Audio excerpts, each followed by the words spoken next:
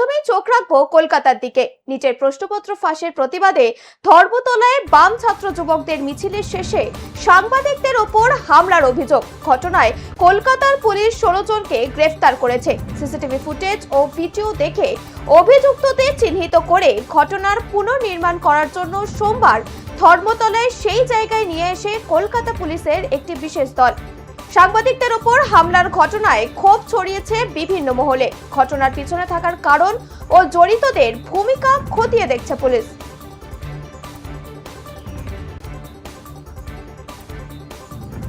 আপনাদের জানিয়ে রাখি, নিটের প্রশ্নপত্র ফাঁসের প্রতিবাদে ধর্মতলায় বাম ছাত্র যুবকদের মিছিলের শেষে সাংবাদিকদের ওপর হামলার অভিযোগ।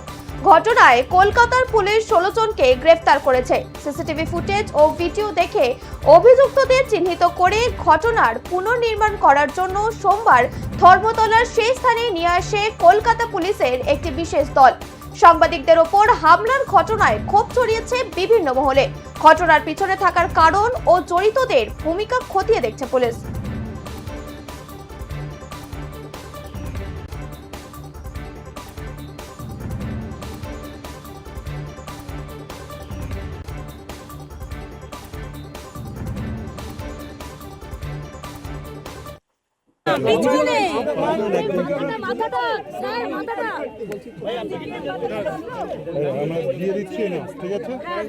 ছবি দিচ্ছি একটু আমাদেরকে দাঁড়াতে দেন।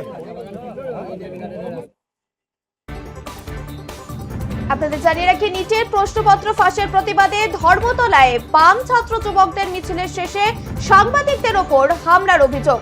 ঘটনায় কলকাতা পুলিশ 16 জনকে গ্রেফতার করেছে এবং সিসিটিভি ফুটেজ ও ভিডিও দেখে অভিযুক্তদের চিহ্নিত করে ঘটনার পুনর্নির্মাণ করার জন্য সোমবার ধর্মতলার সেই স্থলে নিয়ে আসে কলকাতা পুলিশের একটি বিশেষ দল। সাংবাদিকদের ওপর হামলার ঘটনায় ক্ষোভ ছড়িয়েছে বিভিন্ন মহলে। ঘটনার পিছনে থাকার কারণ ও জড়িতদের ভূমিকা খতিয়ে দেখছে পুলিশ।